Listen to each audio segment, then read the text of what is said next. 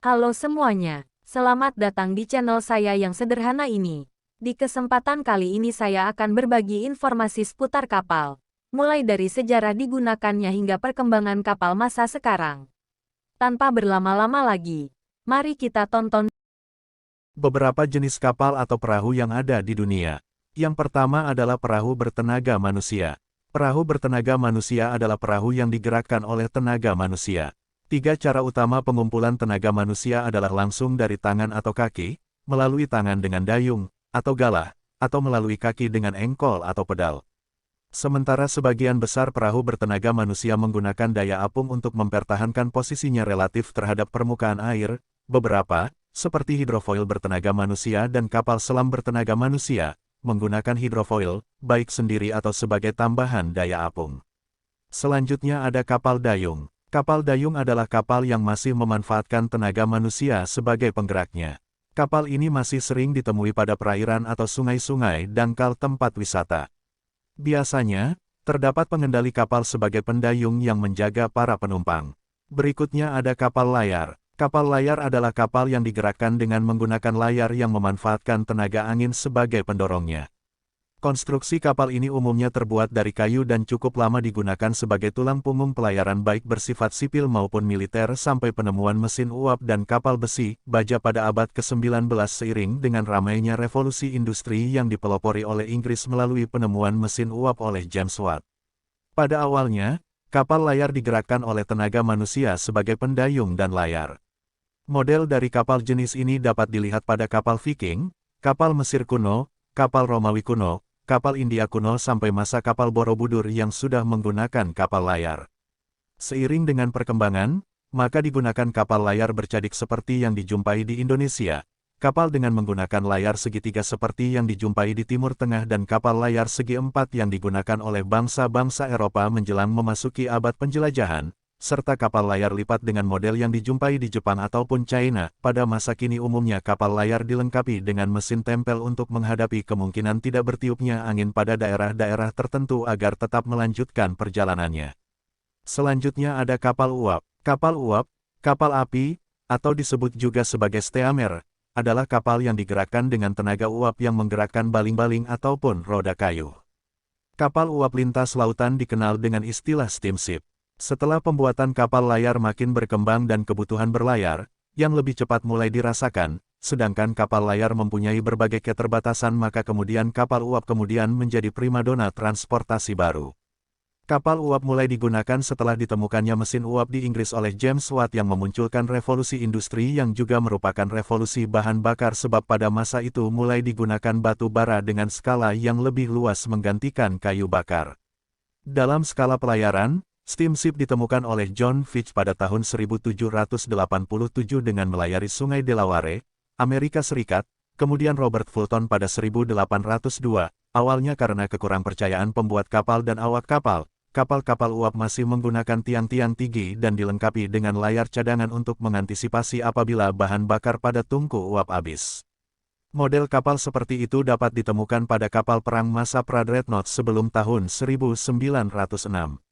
Sebagai contoh kapal perang Type Asahi, Jepang, atau Borodino, Rusia, yang terlibat perang laut di Teluk Tsushima pada Perang Jepang-Rusia tahun 1902. Kemudian ada kapal diesel. Kapal diesel yang digerakkan oleh mesin diesel. Mesin diesel yang dipergunakan umumnya 4 langkah, tetapi tidak menutup kemungkinan mesin diesel 2 langkah.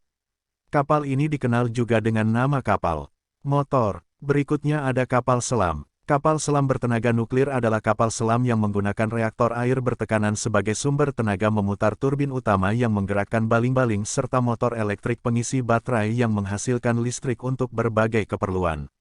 Tidak seperti kapal selam diesel yang harus muncul ke permukaan untuk menghisap udara yang dibutuhkan mesin diesel, keunggulan kapal selam nuklir adalah masa operasionalnya serta lebih bertenaga meskipun kapal selam mempunyai ukuran besar dan harus dalam kondisi menyelam. Uranium sebagai bahan bakar dari reaktor dapat diganti setelah 3 tahun pemakaian. Faktor penghambat masa operasional hanya kebutuhan suplai awak kapal. Jenis kapal berdasarkan jenis pelayaran. Pertama adalah kapal permukaan. Kapal permukaan adalah kapal yang berlayar di permukaan laut. Kapal yang umumnya banyak dijumpai baik kapal perang, kapal penumpang, maupun kapal induk termasuk tipe kapal permukaan. Kapal selam adalah kapal yang bergerak di bawah permukaan air, umumnya digunakan untuk tujuan dan kepentingan militer. Sebagian besar angkatan laut memiliki dan mengoperasikan kapal selam sekalipun jumlah dan populasinya di setiap negara berbeda. Selain digunakan untuk kepentingan militer, kapal selam juga digunakan untuk ilmu pengetahuan laut dan air tawar dan untuk bertugas di kedalaman yang tidak sesuai untuk penyelam manusia.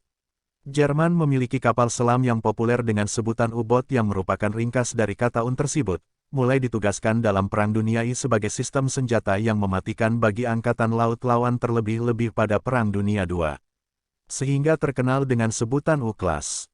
Selain Jerman, negara yang populer menggunakan kapal selam sebagai kekuatan utama angkatan laut adalah Uni Soviet Rusia.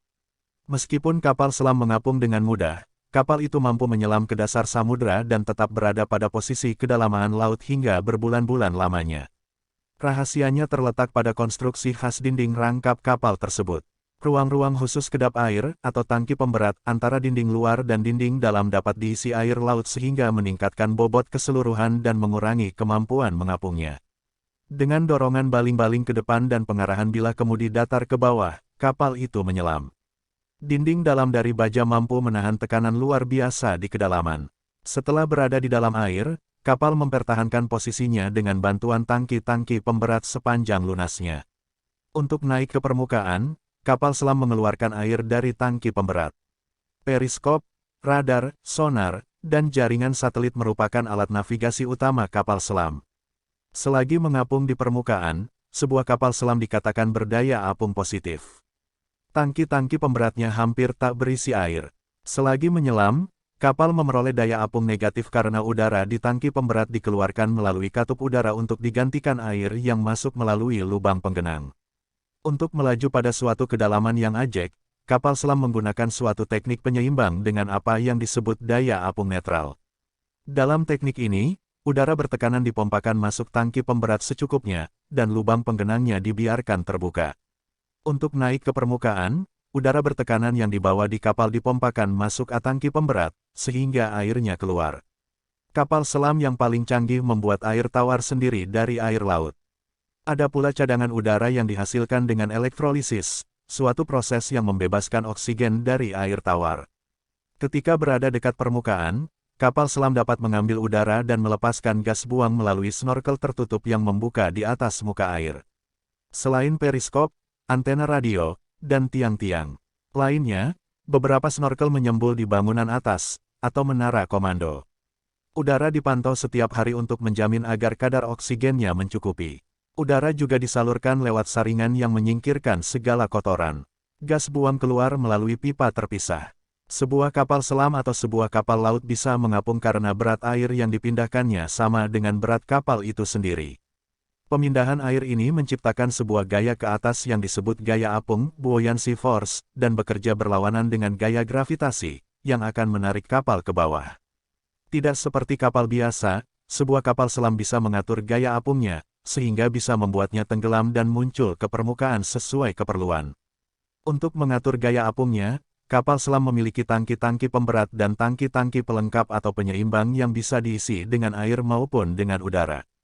Ketika kapal selam berada di permukaan, tangki-tangki pemberat tersebut terisi dengan udara sehingga massa jenis keseluruhan kapal selam menjadi lebih kecil daripada massa jenis air di sekelilingnya. Ketika kapal menyelam, tangki-tangki pemberat dipenuhi dengan air, sedangkan udara yang ada di dalam tangki pemberat tersebut dilepaskan keluar dari kapal selam sampai massa jenis keseluruhannya menjadi lebih besar daripada massa jenis air di sekitarnya sehingga kapal selam mulai tenggelam gaya apung negatif. Persediaan udara bertekanan dipertahankan di dalam kapal selam melalui tabung-tabung udara sebagai penopang hidup. Sebagai tambahan, kapal selam mempunyai perangkat-perangkat yang bisa bergerak berbentuk sayap-sayap pendek yang disebut hydroplane di bagian buritan untuk membantu mengatur arah penyelaman. Hydroplane akan diarahkan sedemikian rupa sehingga air akan bergerak melewati buritan dan mendorong buritan ke atas sehingga kapal selam dapat mengarah ke bawah. Untuk menjaga kapal selam pada suatu tingkat kedalaman, kapal selam menjaga keseimbangan antara udara dan air di dalam tangki penyeimbang sehingga massa jenis keseluruhannya sama besar dengan massa jenis air di sekelilingnya gaya apung netral. Ketika kapal selam mencapai kedalaman jelajahnya, Hidroplan akan diluruskan sehingga kapal selam bisa berjalan lurus melewati air. Air juga didorong di antara tangki penyeimbang haluan dan buritan untuk menjaga keseimbangan ketika kapal selam muncul ke permukaan. Udara bertekanan mengalir dari tabung-tabung udara ke tangki-tangki pemberat dan air di dalamnya didorong keluar dari kapal selam sampai massa jenis keseluruhannya lebih kecil dari massa jenis air di sekelilingnya. Daya apung positif dan kapal selam pun muncul. Hidroplan diarahkan sedemikian rupa sehingga air akan bergerak ke atas buritan, dan mendorong buritan ke bawah, akibatnya kapal selam akan mengarah ke atas. Dalam situasi darurat, tangki pemberat bisa diisi dengan cepat dengan udara bertekanan tinggi untuk membawa kapal selam tersebut naik ke permukaan dengan sangat cepat. Kapal selam bisa dikemudikan di dalam air dengan menggunakan kemudi ekor untuk berbelok ke kanan atau ke kiri dan dengan hidroplan untuk mengatur arah depan belakang kapal. Sebagai tambahan, beberapa kapal selam dilengkapi dengan sebuah motor penggerak cadangan yang dapat dikeluar masukkan sehingga bisa berputar 360 derajat. Kapal perang adalah kapal yang digunakan untuk kepentingan militer atau angkatan bersenjata. Umumnya terbagi atas kapal induk, kapal kombatan, kapal patroli, kapal angkut, kapal selam dan kapal pendukung yang digunakan angkatan laut seperti kapal tanker dan kapal tender. Di beberapa negara yang memiliki lautan yang membeku pada musim tertentu seperti Rusia dan Finlandia misalnya, kapal pemecah es juga digunakan. Kehadiran kapal perang dimulai ketika banyak kerajaan atau pemerintahan membutuhkan atau merasa perlu menegaskan posisinya di perairan sekaligus memberikan jaminan keamanan di perairan untuk melindungi negaranya dan aktivitasnya seperti nelayan dan perdagangan. Banyak gangguan keamanan di perairan yang harus dicegah, termasuk adanya serangan dari negeri-negeri lain yang lebih aman bila langsung ditangkal dari laut. Selain itu, ada pula yang menggunakan kapal-kapalnya untuk merompak atau menjarah negeri-negeri lain melalui perairan. Bangsa Viking dari Skandinavia banyak menjelajah lautan ke kawasan lain dengan kapal-kapal yang dikenal sebagai Viking Longship yang dirancang khusus. Pada masa penjelajahan, kapal-kapal dagang dirancang khusus menjadi kapal perang layar sehingga dapat pula mengangkut persenjataan seperti meriam, baik untuk sarana membela diri dari serangan bajak laut, ataupun bahkan untuk menguasai kawasan yang diinginkannya.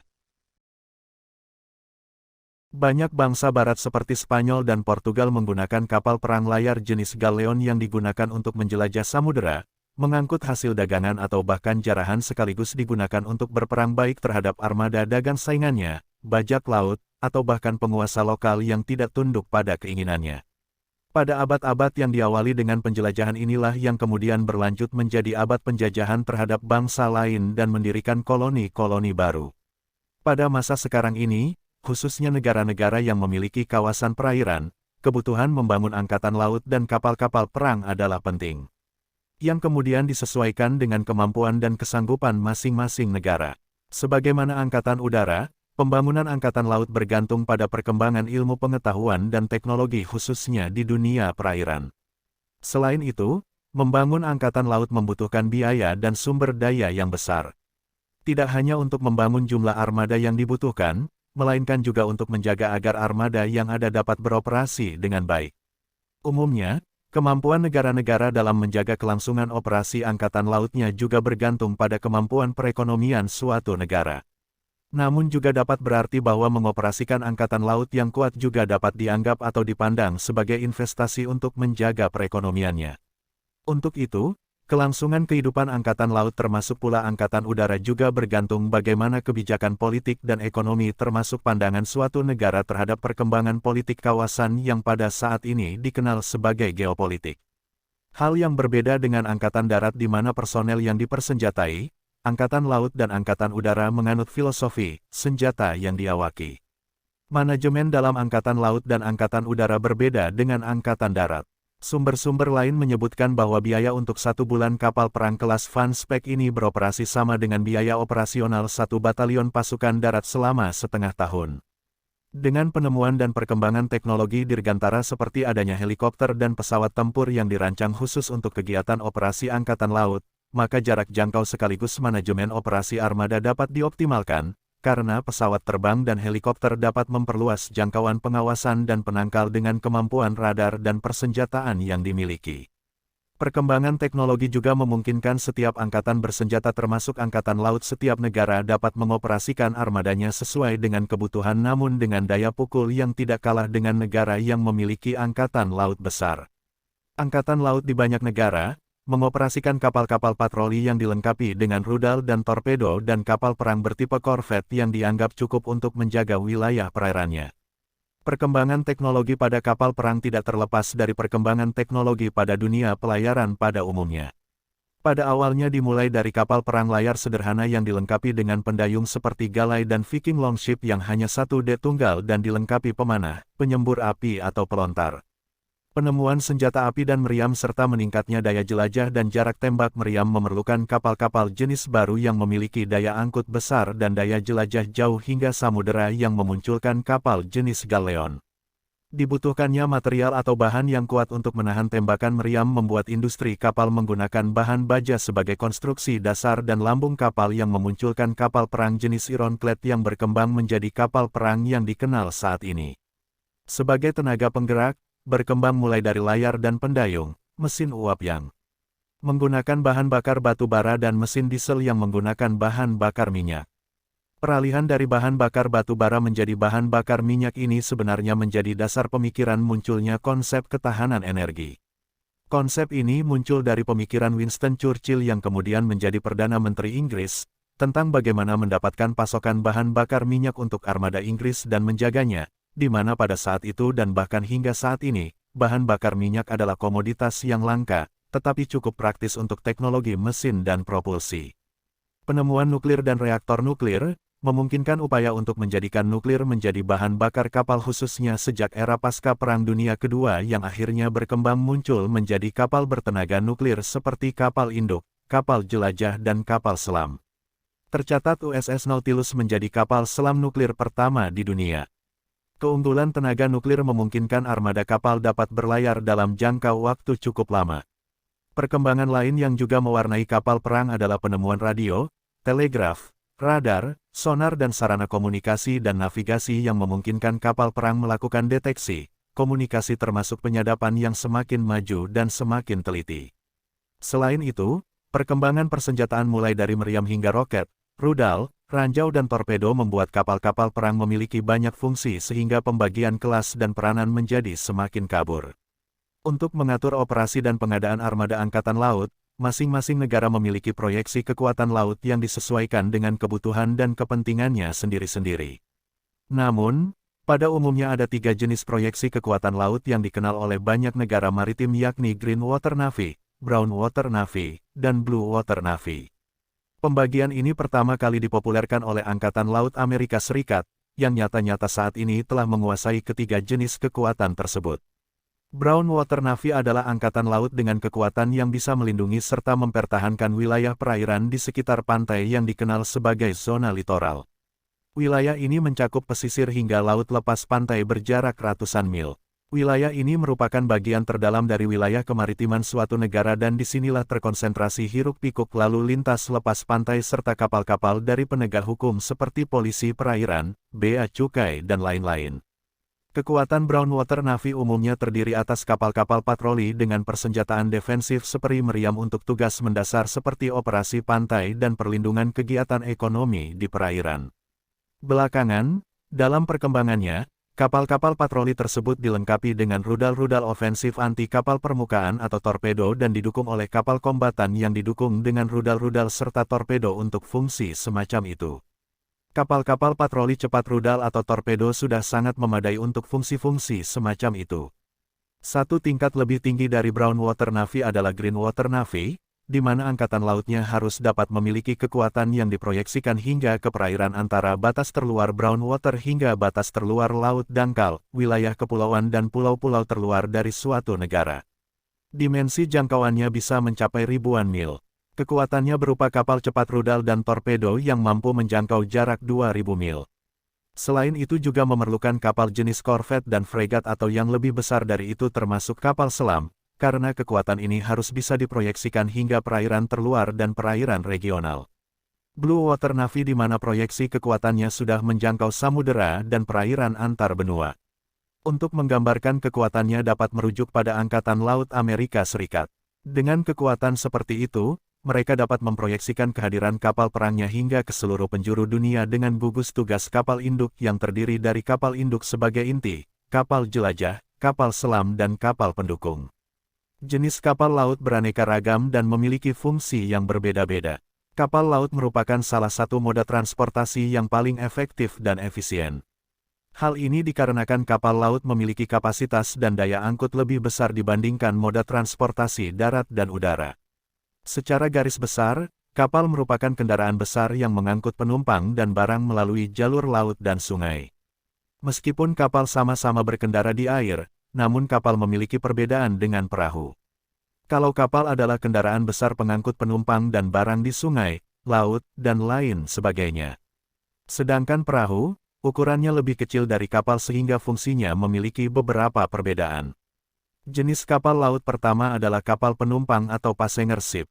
Kapal penumpang memiliki fungsi untuk mengangkut penumpang dalam jumlah yang cukup banyak. Kapal penumpang memiliki beberapa jenis lagi, di antaranya kapal pesiar, kapal samudra, dan kapal feri. Kapal pesiar merupakan jenis kapal penumpang yang digunakan untuk tujuan pelayaran pesiar. Tujuan penumpang menaiki kapal pesiar guna menikmati waktu yang ingin dihabiskan di atas kapal pesiar tersebut. Kapal pesiar memiliki ragam fasilitas penginapan dan perlengkapan layaknya hotel berbintang. Rute perjalanan kapal pesiar selalu kembali ke pelabuhan asal keberangkatannya. Jadi, kapal pesiar selalu memulai dan mengakhiri perjalanannya di tempat yang sama. Jenis kapal laut selanjutnya adalah kapal samudra. Kapal penumpang ini identik dengan kapal pesiar. Jenis kapal ini memiliki fasilitas yang mirip dengan kapal pesiar seperti penginapan dan perlengkapan. Namun, rute perjalanan yang digunakan pada kapal samudra berbeda dengan kapal pesiar. Kapal samudra berangkat dari suatu pelabuhan ke pelabuhan lain. Kapal Titanic termasuk jenis kapal samudra. Kapal feri merupakan kapal yang digunakan untuk transportasi penyeberangan laut maupun sungai yang mengangkut penumpang beserta kendaraannya. Biasanya, kendaraan yang diangkut beragam, mulai mobil pribadi, bus, truk, hingga semi-trailer. Jelasnya, kapal feri hanya digunakan sebagai penyeberangan laut dan sungai.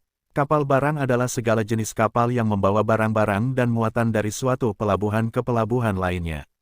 Ribuan kapal jenis ini menyusuri lautan dan samudera dunia setiap tahunnya, memuat barang-barang perdagangan internasional.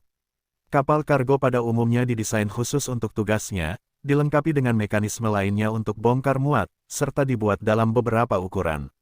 Catatan terawal mengenai aktivitas pengangkutan laut menyebut pengangkutan barang-barang untuk perdagangan. Bukti-bukti sejarah dan arkeologi membuktikan bahwa kegiatan ini sudah meluas pada awal abad pertama SM.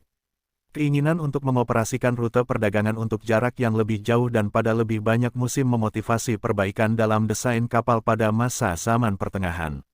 Sebelum pertengahan abad ke-19, kasus-kasus pembajakan mengakibatkan kapal-kapal harus dipersenjatai. Pembajakan masih sering terjadi di lautan sekitar Asia, terutamanya di Selat Malaka. Pada tahun 2004, pemerintah negara-negara yang berbatasan dengan selat ini, yaitu Singapura, Indonesia dan Malaysia setuju untuk memberikan perlindungan lebih kepada kapal-kapal yang melintasi selat tersebut. Kapal barang merupakan jenis kapal yang paling sering dijumpai karena bukan hanya jumlahnya yang banyak, tapi jenis kapalnya juga beragam. Mulai kapal kontainer, kapal tanker, kapal pengangkut barang curah, kapal pengangkut mobil, dan lain sebagainya. Kapal kontainer atau kapal peti kemas merupakan jenis kapal khusus yang digunakan untuk mengangkut kontainer yang berukuran standar. Jenis kapal ini memiliki palka untuk menyimpan peti kemas ukuran standar.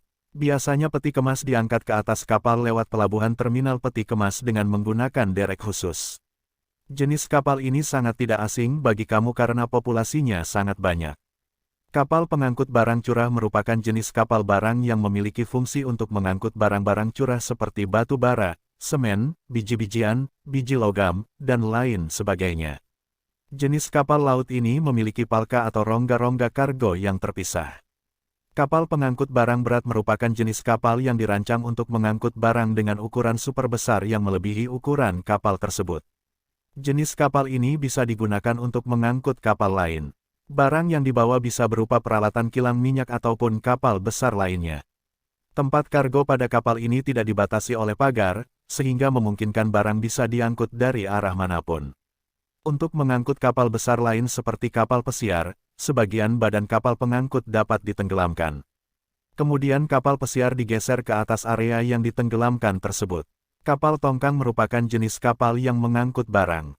Sebenarnya kapal tongkang tidak bisa disebut sebagai kapal, karena tidak memiliki mesin sendiri. Kapal ini harus digandeng dengan kapal tunda tugboat. Kapal tanker memiliki fungsi untuk mengangkut cairan minyak.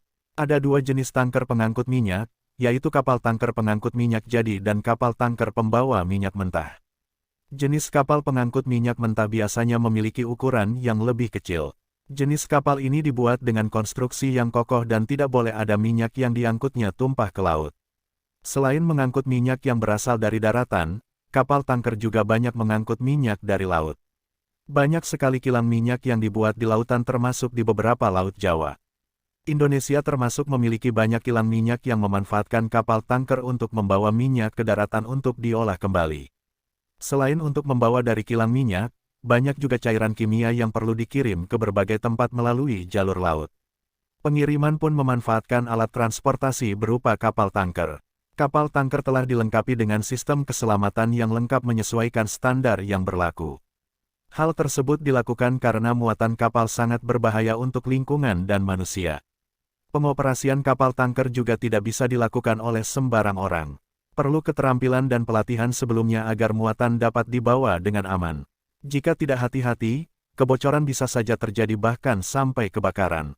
Eksploitasi minyak telah dimulai sejak tahun 1850 oleh pabrik parafin milik James Young.